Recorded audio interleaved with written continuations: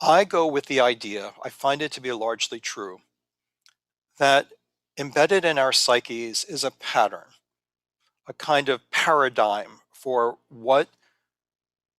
life, what the life journey is.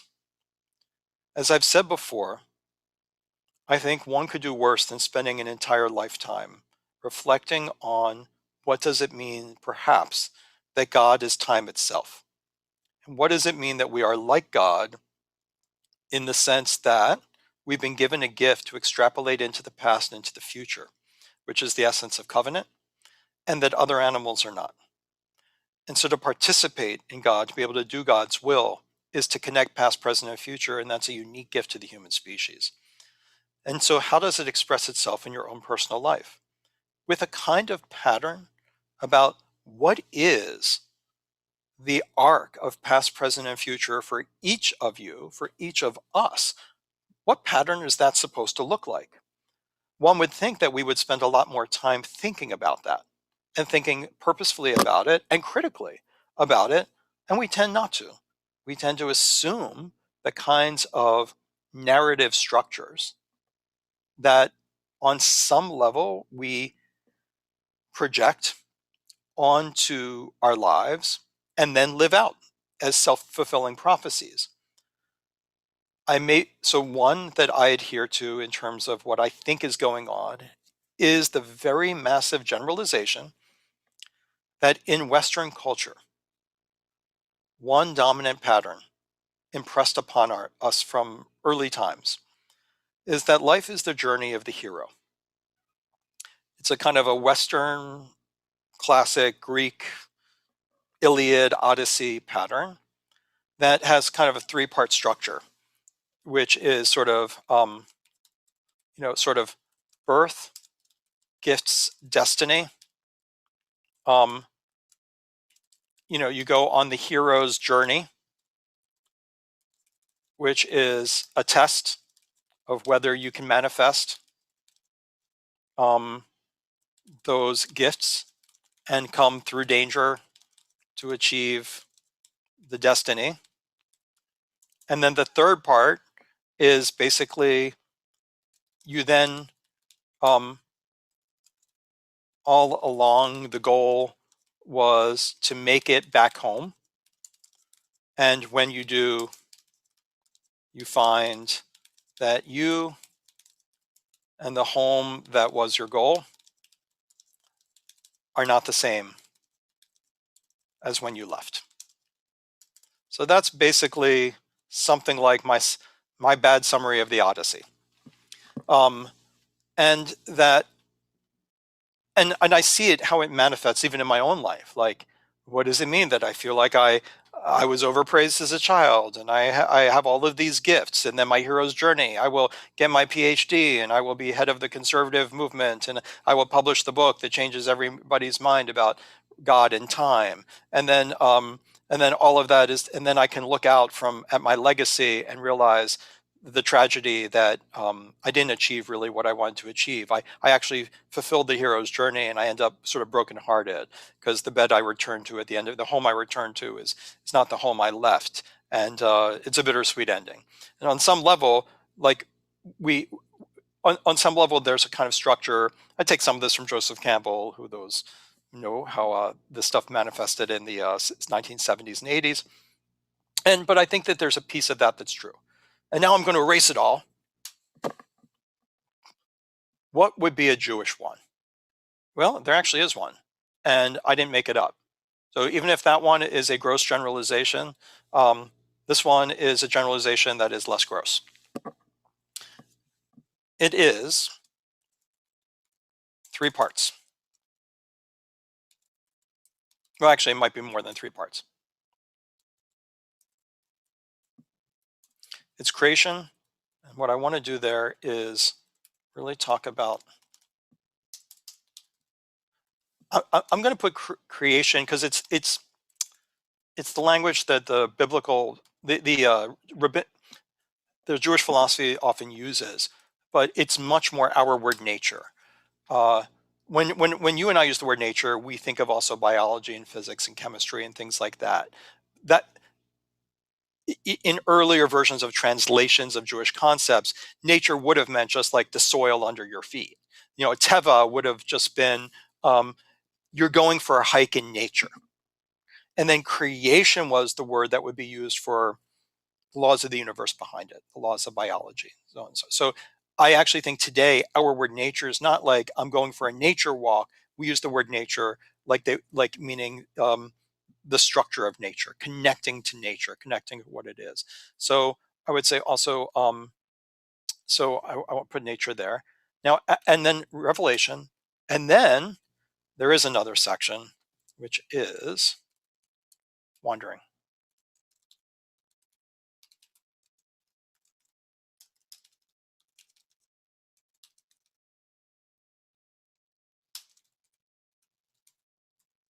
Um, and then I don't know if anyone, whereas before the goal was to return home, let's say destination. So anyway, want to tell me what the destination is? If it's not the Odysseus's desire to return home, what's the destination? Initials are PL.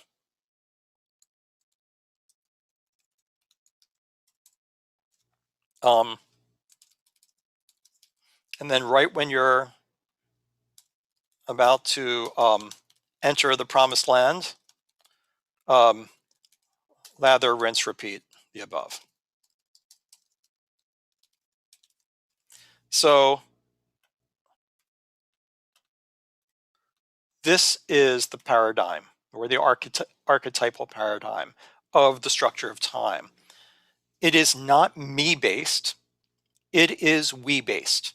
In fact, it's not even really we based, and you probably know what it is. I once had an insight in my life. I still am proud of it, and it's a bad pride. It's that kind of pride, like, ooh, I came up with something cool. I'm so special.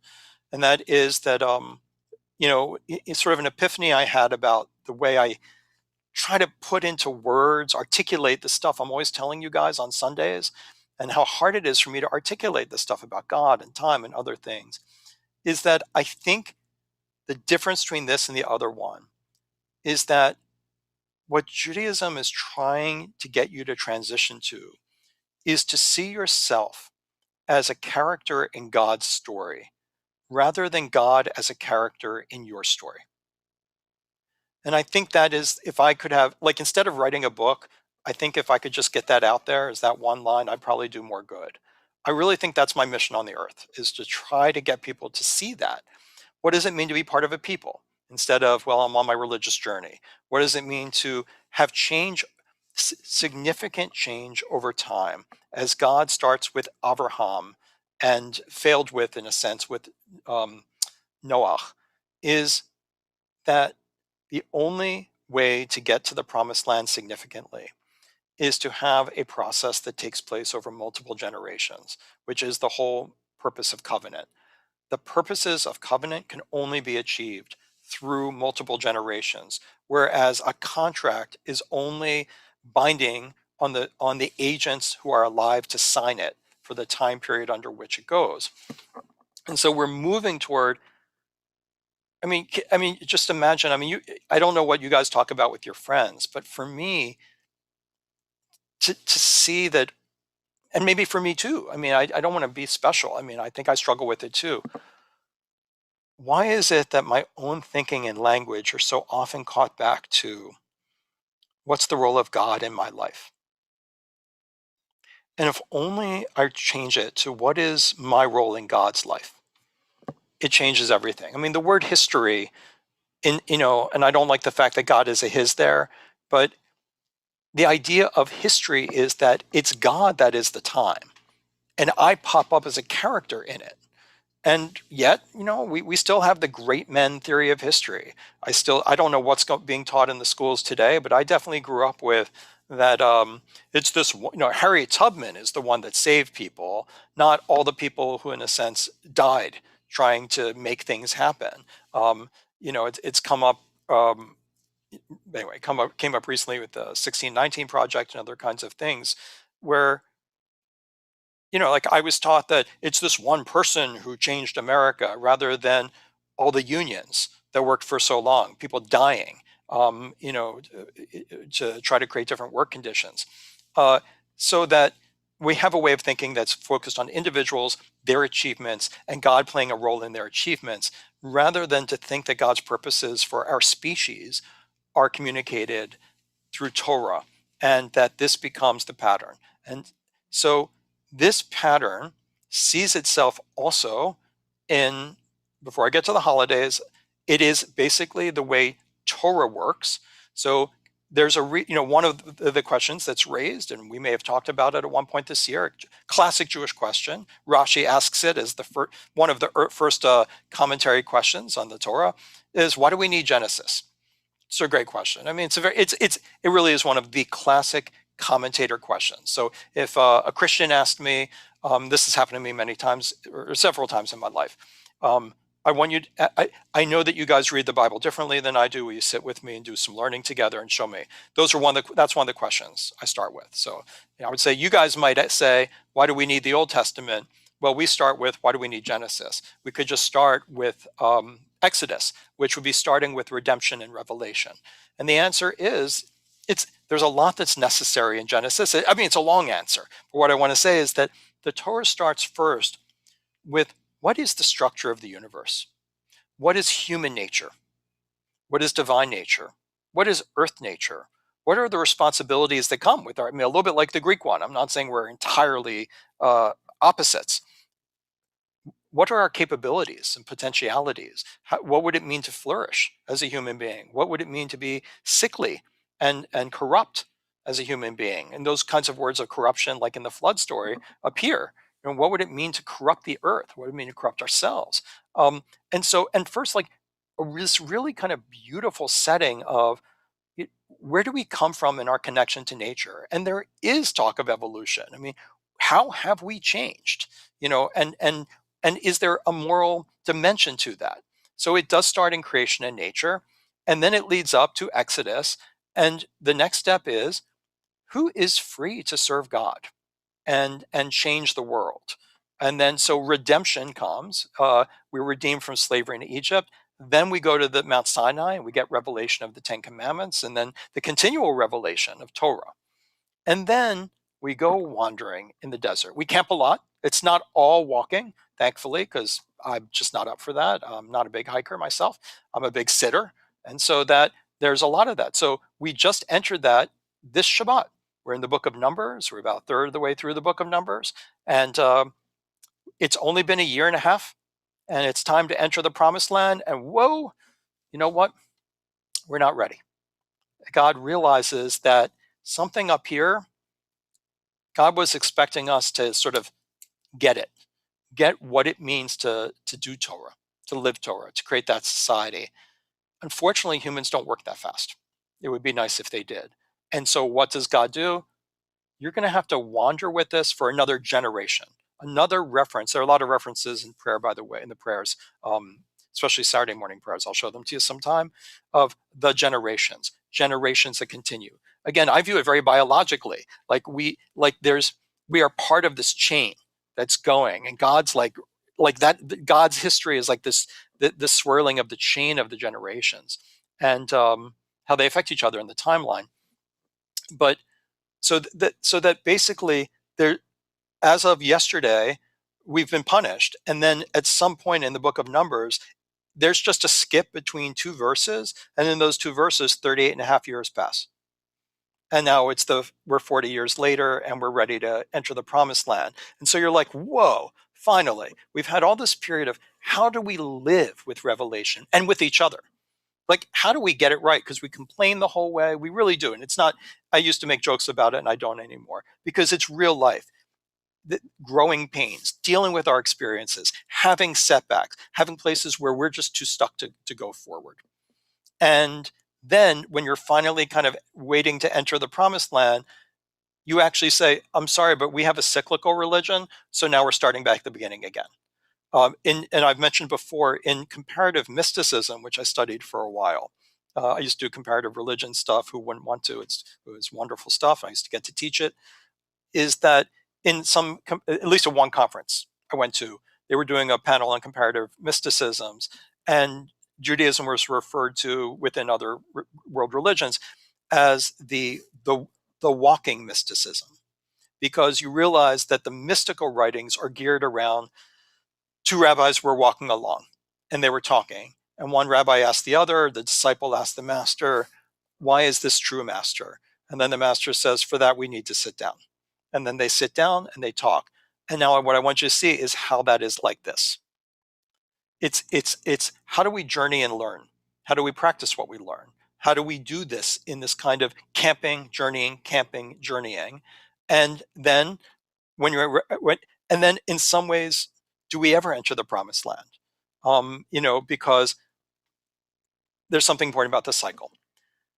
I'm going to switch for a moment to this pattern in prayer. This is the pattern. For those of you who come to services, you're like, I know, Rabbi, you talk about it all the time. And the reason I do is because no one in all my life, of all the synagogues I ever went to and all the prayer services, they never even mentioned it, ever. And so you guys will all be my disciples for the future. Make sure it doesn't happen. The morning service on Friday night, the entire Kabbalat Shabbat service, which was created by the mystics of the 15 and 1600s, which didn't exist before, the Kabbalat Shabbat service, it's all about experiencing God through connecting to nature. And then that continues with the beginning of the evening service, which goes into connecting to nature, not through trees and oceans and skies and brooks and the birds, and storms, but goes toward the sky. So we name God as God of the galaxies. That's also nature. So that's why nature, it includes, I'll just say physics, etc. It includes the God of the galaxies, the structure of the universe, and then the Friday night service continues in with Mi chamocha be'elim Adonai, the song of the sea that we crossed to get out of Egypt. And then it continues with Amidah, which is focused on revelation. It's focused on what is the insight and wisdom and instruction that comes from God to give me direction for the wandering and journeying of my life. So redemption comes, by the way, before revelation. Could easily come after. I can imagine most people, if I ask them, like I was to give you a quiz, sometimes people, including me, have in the past reversed revelation and redemption. You think what happens is you connect to the world, to nature, to your mind, to the cosmos, to what should be, and then you get revelation, and then that is redemptive. But in Judaism, the revelation, knowledge is not redemptive, right? And for a very intellectual religion, it's endlessly fascinating. Redemption is political. Redemption is like justice. Redemption is societal. A slave is not free to serve God. It goes against, in some ways, the way we think today, or I would say the Western way of thinking. So redemption, revelation, and then the Amidah, and then what are you doing? You have the silent Amidah.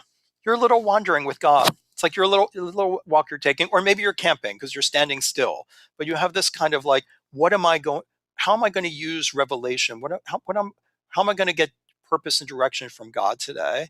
And then it's time for Aleinu, as Eli pointed out, and you finish up. And same with Saturday morning. Saturday morning, you have what's called Birkot HaShachar, sunrise blessings. You go into Pesukei de Zimra, which means verses of singing, which are mostly from the Psalms. And those Psalms are almost all, like on Friday night, about connecting to the cosmos, to the universe, to nature. And they're very poetic. And then you transition from that again into the Baruch, the star system and the physics, and then you transition into Mi chamocha, the act of we were redeemed, and so one needs to be free in order to serve. Then you go to taking out the Torah, and you recreate Mount Sinai with revelation. And then you have a Devar Torah, which is like, okay, let's all camp right now, and Rav Nadav or someone else is going to share with you, okay, how are we going to apply that to our lives? All right, so it's like the master and the disciple sitting down and being like, for this we need to sit. Okay, like what did we just read? What are some great minds say about it? How are we going to apply this now? Especially, we need it now more than ever. Okay, so then you get up, and it's time for Musaf. You put the Torah away. Revelations happen, and now it's time for you to have your final prayers, just like in every other service. And you're like, okay, how am I going to apply that? How do I take it on the journey that is going to start when I leave today from the shul? And the service ends. And then we do another service. Then it's like, okay, see you in the morning. We'll do this all again. So it's in prayer. It's in the structure of the services. And to summarize that in one sentence, the service was designed like an opera. It was designed like a there's an act one, an act two, an act three, and an epilogue. And act one is connecting to the universe. Act two, connecting to creation. Act two, redemption. Act three, revelation. And then and it's not accidental. Okay, so now we get to the holidays. 2:00, perfect. The Jewish calendar goes the same way. So I'm going to be able to look at you for a little bit because I think you know what I'm saying at this point. Okay, so where do we want to start? You can either start with Passover or I could start with Rosh Hashanah.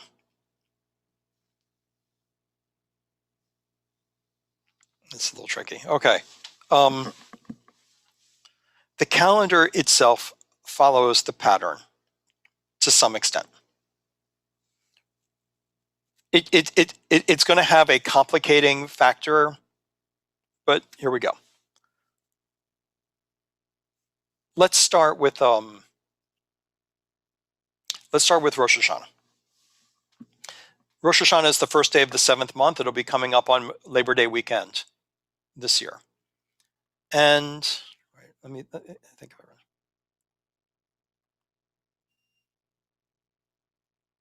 You know what? I'm gonna change that.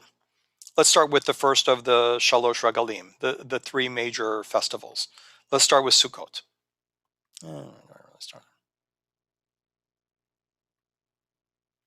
The period between Sukkot, which will be in October, and Pesach, which is usually around March.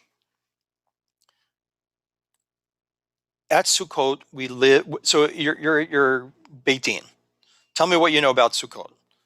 You live outdoors for 7 days, or 8 days. Well, it's really 7 days. Even in diaspora, you don't do the 8th day in the sukkah. Exactly, it's complicated. It's a half day in the sukkah.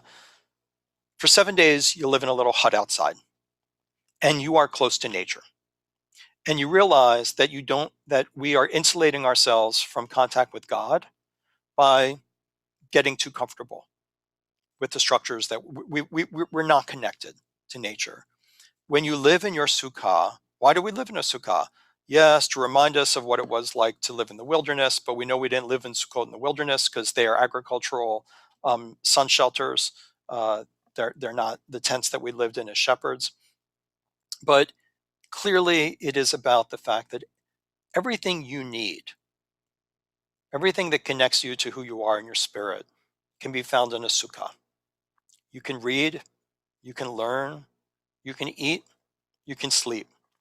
Friends, new friends, because one of the mitzvot of Sukkot is to welcome strangers and friends into your sukkah, to make new friends. You are living as Abraham and Sarah of old. Your tent is open. So what do you need? You need friends. You need sustenance of food. Do you need air conditioning? No. It would be nice, but but you don't need it. It grounds you. Terrible pun unintended, but it grounds you. What are the important things in life? The important home that you are seeking to make for yourself as a single person, as importantly as for a family, if not more, is what can be done in a sukkah. Connection to nature. What do you decorate it with? Harvest festival stuff, right? I mean, if you're like me and you want stuff that lasts, you get your gourd. And if you don't want a gourd, you can actually use better produce and corn and stuff like that. But it really is connection to the land and connection to creation and nature. And it grounds you for what's important without the noise. Then and you're vulnerable. It's a vulnerable situation. You get wet, you get cold.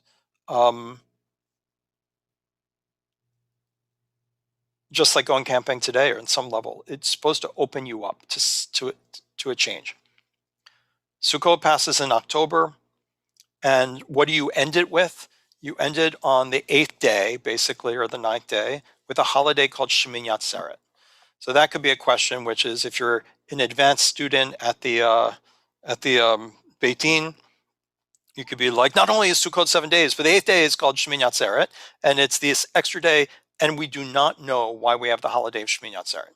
It means the 8th day of gathering, but we don't know if the gathering is agricultural produce gathering, or if it means people gathering together, or whether it was a makeup day for people who didn't make it for Sukkot, and they wanted an extra day of gathering. We don't know.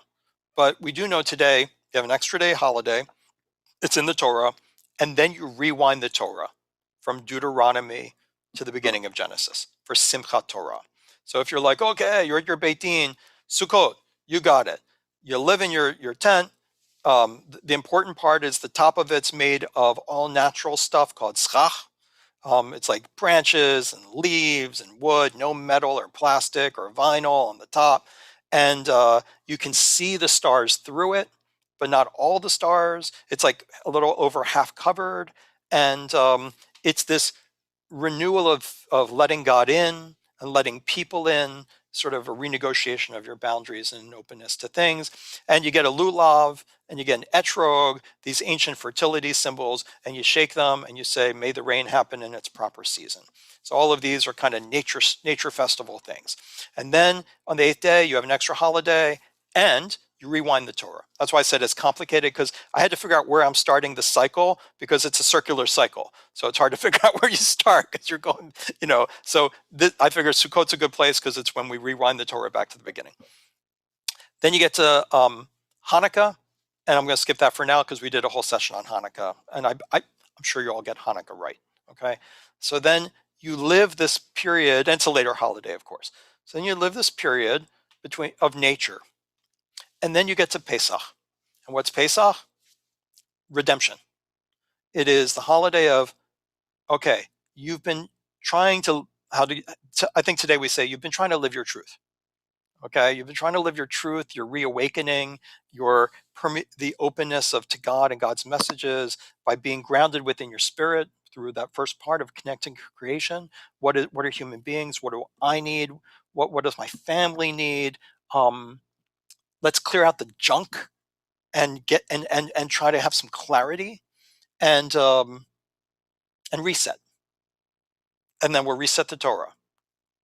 And then I'm gonna be in that place just like I'm in the service for a while, and then I'm ready for Act 2, redemption. We were freed. Not everyone's free. We need to spend a lot of time thinking about what is freedom, and that's the topic of the Seder. So Passover is the second of the three festivals, and Passover is, you have a Seder.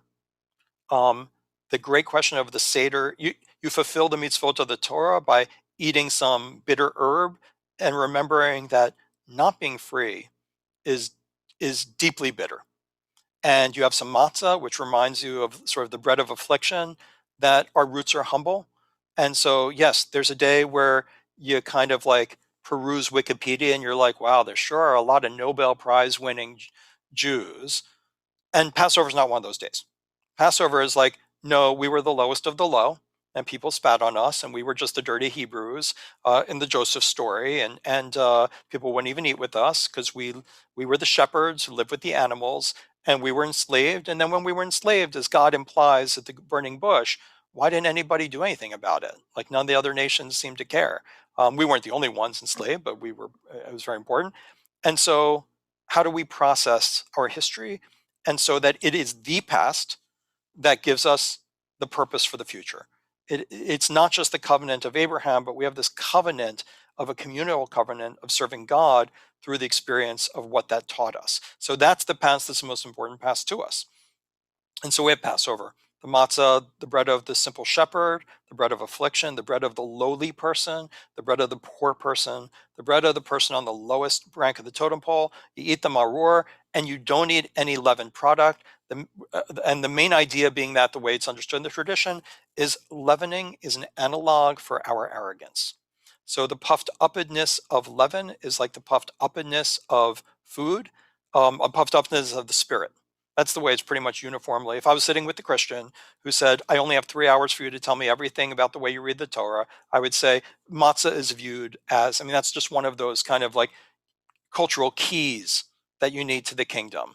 That leavening for matzah is viewed as an analog for human puffed uppedness. That Pharaoh had, what does it mean to be hubristic? What does it mean to make myself the cathedral, like that I worship at the cathedral of my own soul?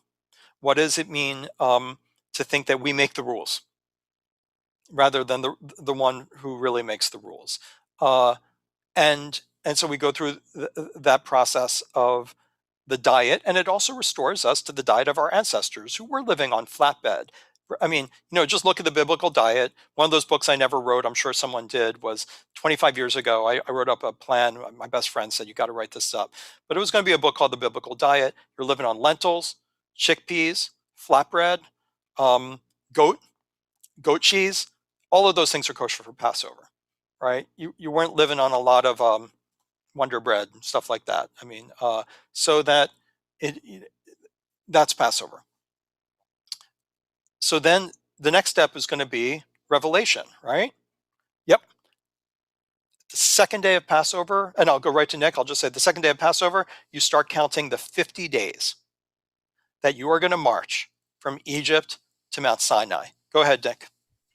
Sorry to interrupt. I have a question regarding rice and legumes. My girlfriend wanted to know, there's some controversy regarding those for Passover. Could you speak to those? Sure. I mean, we did it in the class, so I'll give didn't we, guys? I'm sure we did. Yeah. Thanks, Robin. So that it's fairly simple, which is so the idea of rice, corn, and beans, soy. There was a fantastic mistake made by some very minor, stupid Orthodox rabbis in the 1600s, and they've covered up their tracks. The idea was they were concerned that can't you make bread out of rice flour? And can't you make dough out of rice flour, soy flour, bean flour, and whatever other flours I'm missing, right? And there was a concern that it leavens because if you put it in water, it rises. We now know that that is not leavening, but it became a tradition among some Eastern European Jews. And once you have a restriction, it's very hard to eliminate it. So it started in one place and it spread because Jews do have a habit. I know you've heard me say this before, and it's not appropriate to my trying to be a lofty human being, but one of the pitfalls of being a Jew is there you can fall. It's very easy for me and all of us to fall into the temptation to find a way that we can serve God better than others. It's very hard to resist the temptation to find, like, I could easily say, well, Rav Nadav, you just implied right now that anyone who prays the prayers and doesn't realize that we're going through 4 acts and doesn't think about what it means is lower. You just implied that. And I'd have to say guilty in charge. I did. It's very hard when you're excited about Judaism not to say you should do it the way I just figured out works for me. It's very hard to be pluralistic in real life. It really, really is. And it's very hard not to say you've discovered a better way. So in any case, those laws were a mess. And the Sephardic Jews always rejected them as ridiculous because we all have copies of the Talmud. And it's really clear that in the whole tractate in the Talmud, none of this comes up. And not only does none of this come up, but originally on the Seder plate was rice. So it'd be very weird if the rabbis of the Talmud were eating rice as an essential customary part of their Seder. If they like, who was stupid? The people who was the rabbis who were stupid, or the later authorities in the 1600s? So the answer is that it became a position that got spread, and then no one wanted to. It became a custom that people said longstanding customs should be respected. And it was a long-standing custom among Ashkenazic authorities who were very decisive about it. Then they changed their tune about it because they realized that the bread does not leaven. And their new justification for it was that you cannot trust bags in the marketplace because the same bags used for forbidden grains are used for permitted substances like legumes. I think that was a makeshift. In other words, it was a covering your tracks kind of makeshift, but it's also problematic because the truth is that that kind of extra prohibition goes beyond the bounds of what a permissible fence around the law would allow. And on top of that, today the rule is in conservative Judaism and mine, you may not buy legumes and rice and corn on the holiday. During the week-long holiday, they are forbidden because you can't be sure that whoever prepared them didn't include trace amounts of forbidden grains. But as in medieval times and today, Jewish law is pretty clear that if let's just say there was a grain in the bag of wheat and you bought your lentils, as long as you buy it before the holiday, and after you do your search for chametz in your home, you do the Aramaic statement that I officially nullify everything in my home, the trace amounts would be nullified anyway. And so therefore, today the rule is, for those who will follow me, that and the conservative movement is that you may eat all those forbidden kitniot on Pesach, but they have to be purchased ahead of time. So that if that particular justification of admixture with a forbidden grain happens, then because it's for the holiday, it would be nullified in your declaration of nullification. Anyway, sorry for the explanation. And does that cover it, Nicholas? Yeah, that was great. Thanks for. So if you come to my Seder, I'll be serving white bean soup, which I do. Sometimes actually corn pasta. So because we're vegetarian anyway, so I can't give you the goat. Awesome. Thanks for diving into that again. But some people, Nicholas, will still avoid those things out of honoring the way they were raised. And so that, so now to get off my high horse, in the Talmud, they have an issue. What if a rabbi says, this happens, by the way, with chicken. There's one rabbi in the Talmud who basically says, chicken is not meat and you can eat it with dairy. And they go against the majority.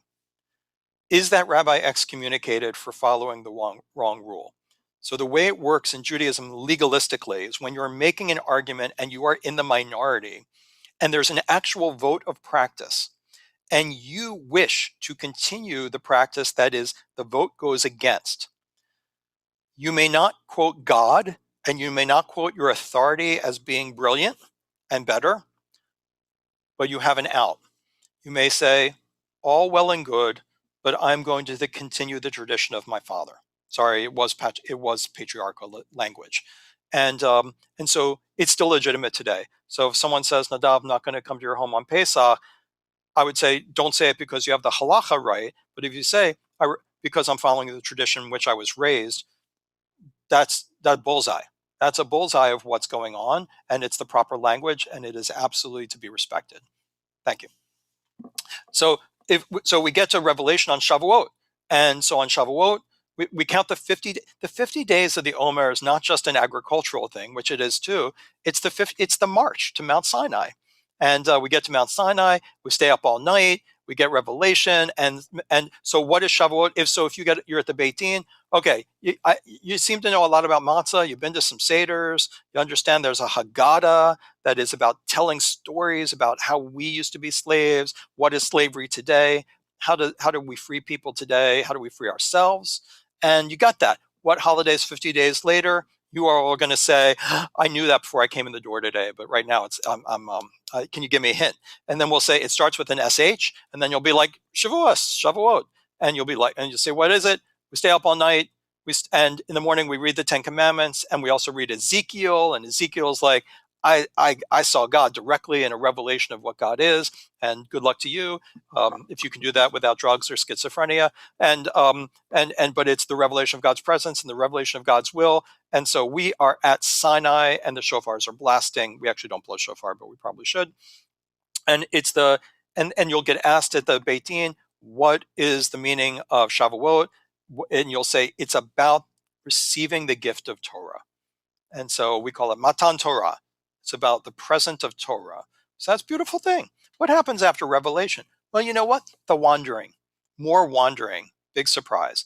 So from Shavuot, and we just had it, to basically Rosh Hashanah, or next Sukkot, we're trying to get to the promised land. We got everything we need. We had we connected with the land. We connected with our roots and liberation, and we got Torah. We've been going to synagogue. We've been rocking it out. We've been studying with Rav Nadav. We've been studying after hours. Like, I've been trying to apply this stuff to my life, and it's been great. And and thank God for this. Like, I live in a world of gratitude, and I'm trying to get to the promised land. I'm working in that direction. I'm trying to leave footprints on this earth for the next generations. I'm trying to build my own wisdom, because I realize how short life is. And I don't want to end up at the end like Odysseus, saying, I did all this to get home, and my wife's been sleeping with someone else, and I can tell from the bed, and the whole thing's, and look at me, like, what, like, I want to start off now with Ecclesiastes saying all is vanity. How do I live with the consciousness that all is vanity? Like, how I want to live authentically. I want to live the best way I can. And that's what we're doing. We're doing that between now and Rosh Hashanah. So when we get to Rosh Hashanah and Labor Day, we're basically at the end of Deuteronomy. We're almost at the end of Deuteronomy in the reading of Deuteronomy.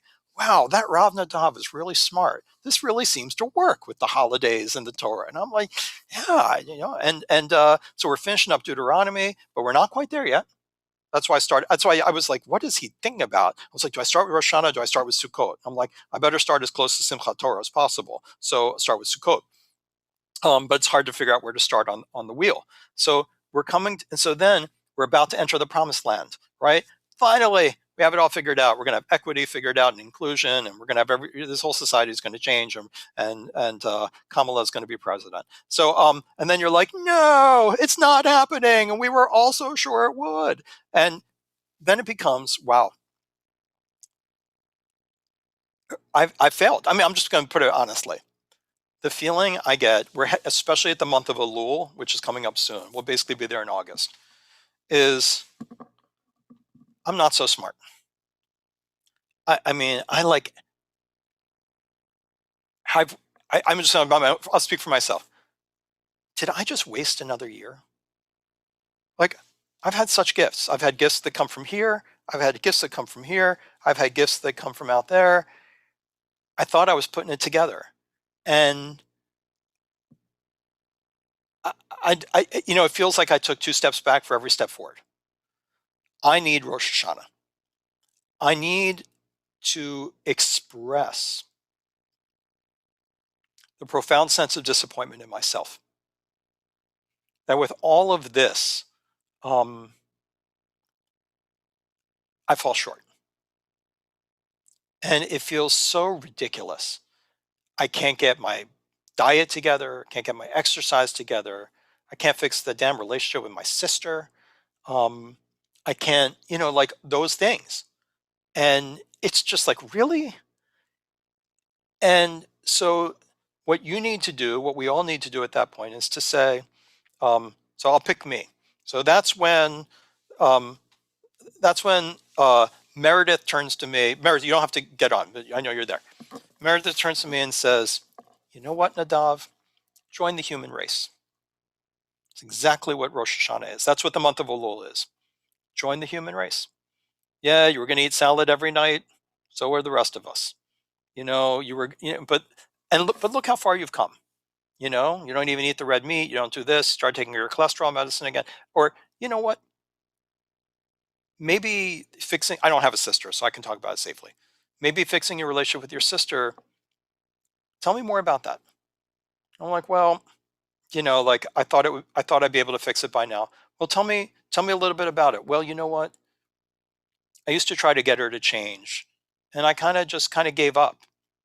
And then maybe, Meredith says to me as my study partner, leading into my Elul buddy, would say, maybe that was wisdom itself, letting them be who they are. So don't be so hard on yourself. Remember, we are not a religion of original sin. You are not broken. You don't need fixing. You are in the image of God. And so you have to have, you're not the center of the universe. You make yourself the center of the universe when you say that these sins are that heavy. Because if you look at it, it's like, you know, real like the word sin, as we've talked about earlier in the course, it's really missing the mark. And we all miss the mark because we're human. So the first thing is you've got to start dropping some of that baggage of blaming yourself. You have to be able to look it right in the eye. So first you're like, yeah, I don't want to like be in denial. Where have I missed the mark? And I can say, for example, we do make, just so you know, spoiler alert, on Rosh Hashanah we make New Year's resolutions. Okay, some people are like, I hate when you use that secular language, Rabbi. And I'm like, hey, they got it from us, genius of the Jews. And then people are like, oh, I like that. Okay, when you put it that way, I'm down with it. So, genius of the Jews, we invented New Year's resolutions. Yeah, I have New Year's resolutions. I've Rosh Hashanah resolutions from last year, and some of them I've really failed on. So, you know what? First of all, face it. What have you failed on? What were they? What are some things? Let yourself be in the moment. If you could drop them, which of those do you still want to do? But what's new? Like you've grown. So where are you now where you weren't before? You can, in a way, I've never thought of it this way. Maybe I'm just being too clever by half, as my parents would say. But in a way, we get multiple generations in our own life because we get to participate with God. In a way, it's like, yeah, you're starting back at the beginning, but you are Nadav version 55.0. I was born on the second day of Rosh Hashanah. So it's like you are now version 55.0. So you're like a new generation who's going to get to go through this again. How exciting is that? What do you need now? Don't be stuck in the past. Maybe some of the same things, other things. So part of that's going to be if you have relationships you want to fix, Elul, you're supposed to call them up even before Rosh Hashanah. So in the month leading up to Rosh Hashanah, you don't want to be self-serving, but figure out a psychologically healthy way to shed the guilt by contacting people and say, I feel bad. No one wants to take responsibility anymore, but we do. I feel bad that I know I have this problem, which is, just using these stupid examples. I'm so busy with the congregation that my family doesn't get much. My parents don't get much from me. I try. They're nice about it. They say I do plenty, but I really don't. I know one thing my mother would really appreciate is cards. Lynn's mother's the same way. They're, the biggest, my mother's not gaudy, but like the biggest card from the mall that says, I am what I am today because you were my mother. Like both of our mothers love that. And I think I sent one like 7 years ago, and I'm like, just call her up, be like, I don't even send you cards. Like, I am so sorry. Like, initiate the conversation. And again, you may say, I can't believe you're like talking about problems this little when the whole world's going to hell and the apocalypse is coming. But, we don't think the apocalypse is coming just yet. We have time to fix things up with our moms. So, like to try to open communication, see what, like risk a little, et cetera, et cetera. So try to rectify, do amends in your relationships. I have a lot of problems because there are a lot of emails and calls I didn't make during the year, and I feel terrible about it. I try to make some of them at the busiest time of my year to say, I never replied to your email, and I'm so sorry. I really, it's, and do your best. So rectifying, making amends with others. Making amends does not have to be self-flagellatory for Rosh Hashanah. It's basically a 4-step process of tshuva. You're not really rectifying anything in your life unless you feel some shame. You have to actually have a feeling of feeling bad. Narcissists, a lot of Rosh Hashanah is lost on narcissists because they miss step 1. They just don't know what it means to feel bad about something they did. They can feel bad about getting caught, but that's a different thing. So number 1, feel bad. Like I feel bad about this, but not like I feel so bad. I'm the center of the universe. The whole universe has been waiting for me to apologize. Don't go that far. So you feel bad. Number 2, it's like, I want to make amends, an openness to making amends, but you don't have to agree to whatever they say. They're like, great. just buy me, get me a card every month for, we'll be good again. I was like, I don't know if I can do every month. So you have to be realistically about what you can agree to. And step 3 is basically change behavior about, and that you have to go on to change behavior. So, and that's what Rosh Hashanah is about. So you basically start at the beginning again with Rosh Hashanah and Yom Kippur in it, in an admission of the process, the God-given process of renewal, of intention, of honest looking in the mirror without either beating yourself up or saying, "Oh, baby, I look good. Yeah, I'm one good-looking Jew inside." It's like, that's a little strange thing to say if you're saying that too, because I mean, the world would be a lot farther along if we were all better characters in God's story and had more holiness. So how do I channel more holiness into the world? And so we hit Labor Day, we get to Rosh Hashanah, the first of the year, the birthday, and what is it really? The birthday of the universe. We don't know when the universe was born, but why not celebrate our connection to nature? And so our connection to nature, Rosh Hashanah, we start again, and Rosh Hashanah leads right into Yom Kippur, which is really part of the same holiday. 10 days of repentance, 10 days of really, I mean, I could go on for another half hour. Introspection, introspection, introspection, introspection. So Rosh Hashanah, introspection and relationships. Yom Kippur, introspection, introspection. And I can get very poetic about it, but you know what it is. It is 25 hours of living as if, so if you get asked at the Beit Din, tell me, okay, Rosh Hashanah, you told me you sit there in prayer, you make through Rosh Hashanah and Yom Kippur in the 10 days, you're making resolutions. What am I dropping from my vows to God of resolutions before? Because on Erev, on the night of Yom Kippur that starts it, is called Kol Nidre, which means all vows. And basically, we all, you can't do Kol Nidre alone. You really have to go to synagogue, even if you don't like the perfume and the seating arrangements. And all together we say, God, we listen, actually we don't ask. The cantor sings to us, we form a Beit Din, a tribunal with the Torahs. And we let the Torahs judge you. And the cantor sings on behalf of the Torahs that all your vows from last year to God, all your vows to God are now absolved, and you can start again. So all those vows, like I'm going to lose weight, I'm going to spend quality time with my daughter, I'm going to be a better son, I'm going to be a better brother, I'm going to take my kid, whatever it is, I'm going to actually keep a call log and make sure I call everyone back, and I'm going to once every week, I'm going to take 3 hours and go over all my emails to make sure to go over all the ones I never applied to, and I didn't do any of it. So like my vow to do that is now absolved, and I can renew my vow the next day at Yom Kippur if I want, or I can make new vows, and that's done as a community thing.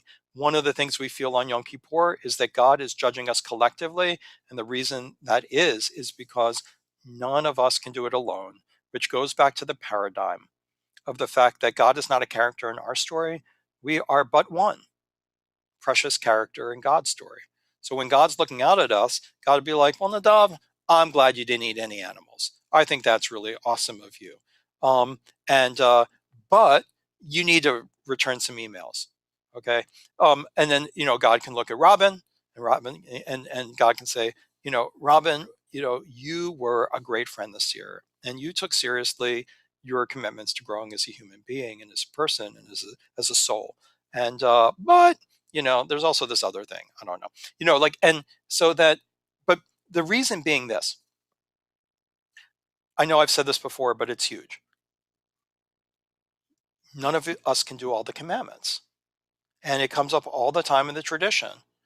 If Rav Nadav fulfilled his vow that he's going to do 1 hour of Talmud study every morning, and he's going to daven every morning after that, yeah, who's out there helping the poor, right? Who's spending quality time with his daughters? Who is blank and blank and blank? So I can be like, I may be carrying a little bit of the vegetarian stuff, although I eat too much dairy and I'm going to have to work on that. But like the only way the world changes is when we're willing to be a character who's picking up our tasks. We're wise enough to know the tasks that we're willing to have assigned to us. And God's a good negotiator. You can say, every Rosh Hashanah can be like, okay, I'm ready to take this on. And God can be, God can be like, okay, I kind of have these other things in mind for you, but since you're not hearing me very clearly, we'll go with what you said. So like it's a process by which we figure out how we can be channel holiness into our life. But the point is that we can't all be doing all of the mitzvot. And so that in that sense, collectively, I kind of feel that I feel so grateful that this person is working toward inclusion. And I feel so grateful that this person is working toward this. And sometimes I feel so pathetic that the only thing I'm working toward is increasing the sincerity of prayer in my life. Now that I think about it, I feel so selfish. Don't. Because that person who is volunteering at Habitat for Humanity is thinking, I'm a pretty crappy Jew if all I'm thinking about is, I think Habitat for Humanity covers it all. They're thinking like, I have a feeling there's probably more to all this, and God's probably looking at me like, Habitat for Humanity, that's all you got? Like, really? And so, so they're thinking the same thing you're thinking. My phone is like ringing off the hook. I have no idea where it is. And so it's that's why it's a collective holiday. So if you were being asked about Rosh Hashanah and Yom Kippur at the Beit Din, Rosh Hashanah, New Year's resolutions, the awareness that sin is not this heavy curse, but is the fact that we miss the mark because we're human beings, and we need to reset and recalibrate, and we blow the shofar. So you got to mention shofar at the Beit Din, or they'll think you didn't go to a conversion class. And so it's like, and we get out the shofar and we blow the shofar. And if they say, what's the shofar mean? Well, there's really two meanings of it. One is it's a call to action. It was, we just had it in the Torah portion 8 days ago, in Bahalotacha, which is, it's actually not the blowing of the shofar. The notes that we blow on the shofar are the notes that were blown on the silver trumpets for the camp to get up and move and to charge into battle. So it's a statement that it is time. You are to rise and move forward, along with the one before whom you stand. So it's weird because we're blowing the trumpet notes on the ram's horn, but there's a lot of weirdness in Judaism. I wouldn't lose sleep over it. So one meaning of the shofar is it's a call to action. And another is it's supposed to be the sound of heartbreak. According to the Talmud. So biblically, it's the sound of moving forward. And rabbinically, it is the sound of, it's a piercing of the heart. It's that, how do we break through the noise? The noise of our consciousness, our resolutions, society, work, responsibilities, expectations. So that, and when you hear a good shofar blown, it is weird. Like it unsettles you. I mean, just even thinking about it, it's very, I think visceral may be the right word. It's very visceral. So I'm glad the rabbis added that. It's something about cutting through the noise and piercing the heart. Yom Kippur, it's customary to wear white, although you don't have to. The night before, all vows are annulled. So that, think of vows like resolutions are annulled, and we are judged collectively because each of us is not expected to bear the burden of Judaism alone. And that's also part of my problem with it, litmus tests, which is, how do you do litmus tests if we have different roles? It's like, it's like walking up to someone in an orchestra or a band and saying, oh, so do you also play a stringed instrument? Like, do you play music? And you're like, wait, do you mean play a stringed instrument? And you're like, well, yeah. And you're like, no, I do the trumpet. So is that not the stringed instrument? Like, am I not doing music? So like, I like to think of it more symphonically and collectively, obviously.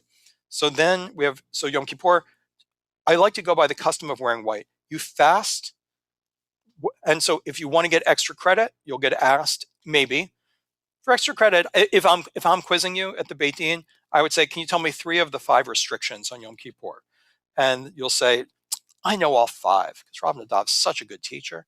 No eating, no drinking, no wearing of leather, and I say I only got 3. I can't do it. Okay, no intimate relations, no sexual contact, and no luxurious bathing.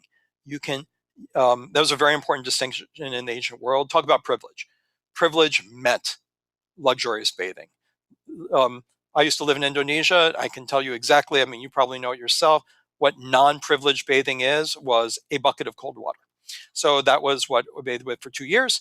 And so you are allowed to have you are allowed to take a quick shower or a very quick bath to get clean, but you are not allowed to do a luxurious bathing and of any sort. And why? The whys are basically, well, one thing is why, because God said so. Of course, you can always add that in. But basically, the idea is of the white and of the restrictions, which is you are mimicking two aspects of your being. The first aspect is the angelic part of your soul, that you have a part of your soul that you share with the angels. And what that means is you must acknowledge that there's a part of you that feels absolutely right when doing God's will. Like if you have been thinking all along these since the beginning of Elul, the last 5 weeks, if you've been thinking, this is so hard, this is so hard to serve God, this is so hard to be a holy person in my life, you need to connect with the angel, the white clothes. Angels don't eat. Angels don't have sex. Okay, well, we can get into angelology at some point. Maybe they do, but angels don't eat. They don't procreate. They don't eat. And the white is the association with the color, the mystical color of your soul. The purity of your soul is associated with the color white. There's a part of you that was absolutely meant for these resolutions. Like that, and this, you just embrace it. Like one of the things that's hard for me is a lot of the things that are in the liturgy for Rosh Hashanah and Yom Kippur are laws of speech. Do you exaggerate? All the time. I exaggerate all the time. I mean most of the time, a lot of the time. Some of the time I exaggerate. So like we do all of them. Do I talk about people when they're not physically present? It's a violation of the laws of speech, right? I do it all the time. So part of it is that how could I ever not talk about people when they're around? How could I ever really keep Shabbat? Really? How could I ever do that? How could I ever really, make Shabbat the banquet that it deserves to be? How could I ever keep kashrut and give up bacon? How could I ever, blah, blah, how could I ever not exaggerate? And the answer is you got to connect with that piece of yourself that's like, it's been dying to. It can't wait to. It's the angel part of you that's like, Shabbat was made for me. Kashrut was made for me. Purity of speech, cleanliness of speech. There's a part of me that's been waiting for that all along. It's not hard. I think about people who do it. I can think off the bat of like rabbis and others I've met who just, when you say something like, I know when I was in class, I couldn't believe what David was doing. And they're just politely change the subject. They're just like, oh, that's nice. I had a question for you. What did you think of that book I loaned you? And you're like, yeah, that wasn't hard what that rabbi just did. They're just like, they just didn't play into it. So that part of yourself that's angelic. The other part is, does anybody want to remember from our Yom Kippur class, like a long time ago, what's the other part that the white represents and the not eating and the not having sex and maybe even the not bathing leads to is an identification with what kind of creature. It's not an angel. Yeah, Max, you blew it. I can't even believe it. I was expecting better. I'm only joking. I love Max's agony. Max is like, it's on the tip of my tongue. So it is. It's hospice. So for those who work with people who are dying, it really happens. They stop eating. I mean, it really, and you don't want to force it on them. It's an indication. I'm just not hungry. I'm like, you haven't been hungry for 3 days, and now it's like, I don't even need the water. I'm like, wow, that's new. And they shrink physically. They're often and bathing can be painful, right? And so that it is and traditionally in Judaism, you didn't have a coffin, right? The casket, I told you in the day we did life cycle, the casket was the conveyance mechanism of the body to the grave. But then the body inside would be just wrapped in plain what we call natural off-white flax or linen wrappings, shrouds. So the white is a practicing for death. You are practicing for the grave, and that is the other part that you're supposed to be focusing on in your davening, in your praying, in your introspection, is my life is mortal. I'm exactly the opposite of an angel. I'm mortal. Everything that has ever lived in the history of the universe dies, and that will be me too. How do I prepare for death? So, in a way, as I've often said, like my comment about being a character in God's story instead of God being a character in mine, another little bit of wisdom that I learned hard friggin' earned in my life is that wisdom is working backwards from the future, not working from the present forward. Where am I going to be? What am I going to value? What am I going to look back on? Right? It changed everything. I don't want to be arrogant, and I am. I mean, I have some arrogant qualities. Sometimes I still wonder about all those books I wanted to write, right? And then I look about what I'm going to be looking back from the deathbed, and I know I've been able to do that in davening to the extent that it's like I'm not going to be grateful I left a book on a shelf collecting dust. I'm going to be grateful for any moment I could have helped a human being. I'm going to be grateful for any moment I think I did a halfway decent job with my kids. I'm just grateful for if I did a halfway decent job of living up to father, rabbi, son, brother, citizen, thinker. Like, I just want to. That's all I want. So it's like, why not put that into practice now? And get my priorities straight. So it's like you really, and then you do think. I mean, you add into that if you're heavy enough for it, we could all die. I mean, like, no one promised us we're all going to live into old age, And obviously, the hardest thing I have is for people walking to my office who think they were. No one wants to hear from their rabbi, I'm sorry, but you're not entitled to that. Judaism never promised that. The Torah never promised that. I'm really, really sorry. Part of it is, how do I live in such a way where I may well grow older and I can have to plan for the future, but I also have to acknowledge that, like, how do I want to be if this was it? If I was written into the book of death for the coming year, where do I want to be with my maker? Where do I want to be with the people in my life? Obviously, you don't need me to tell you, it is a clarifying question. So that's Yom Kippur. Boom. That's the not eating. It's the white. It's the what am I thinking about? It's rewriting our priorities. It is the holy of holies of the calendar. It is the most intimate time of prayer of the year. And you can take it seriously or you cannot, and you would still be in the tribe. 5 days later, just to make me regret ever becoming a rabbi, we have Sukkot. And so 5 days later, I am trying to like schlep out there and build my sukkah. You can build in advance, by the way. It's not against the rules. And it's like, so, and you start over. So that's why I didn't know whether to start with Rosh Hashanah or start with Sukkot. But I feel like Rosh Hashanah is, you are Moses at the edge of the promised land. And then you realize it's time for me to start over at the beginning. And it's like you pass through this, like, it's like your hand is being held by God and by everyone you ever loved, your ancestors and the ones to come. And they're holding your hand as you go through this like high holiday period of going from, the edge of the promised land back to the beginning. And then you're at Sukkot again. You're back in the sukkah. So those are all of the holidays. I mean, those are the biggies. So the holidays are basically groups. 3 festivals: Passover, Sukkot, Shavuot. Creation, redemption, revelation.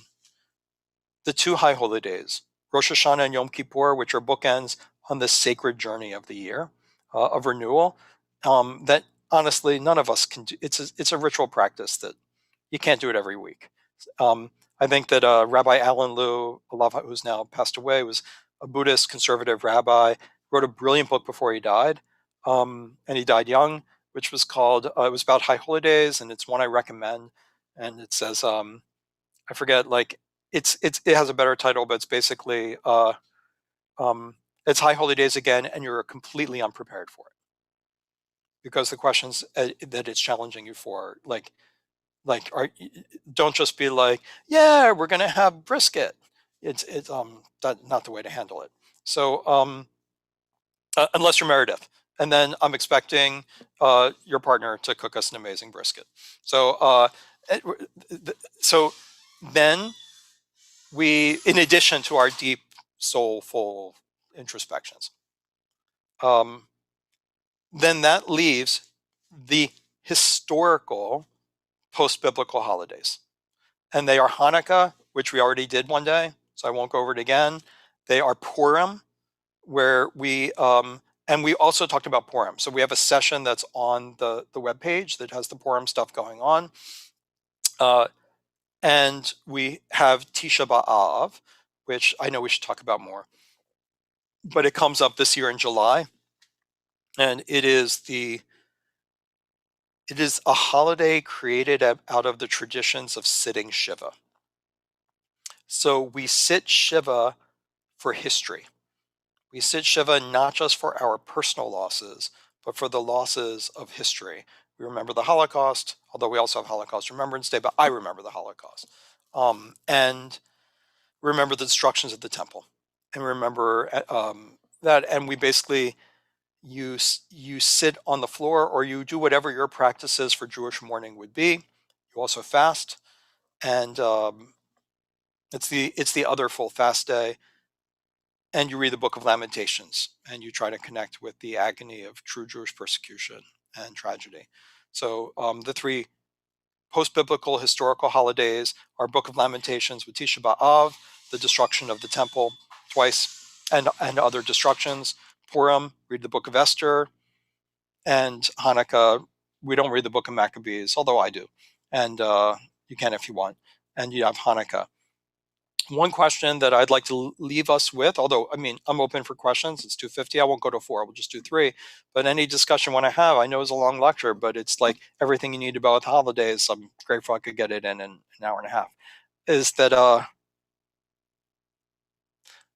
I was taught by an elderly rabbi when I used to watch him at Beit Din's. He used to say, tell me what the human, so I'm going to share it with you, and his name, Rabbi Tomsky, who was actually a rabbi of Beth Israel for 1 year back in the 70s. Rabbi Tomsky used to say,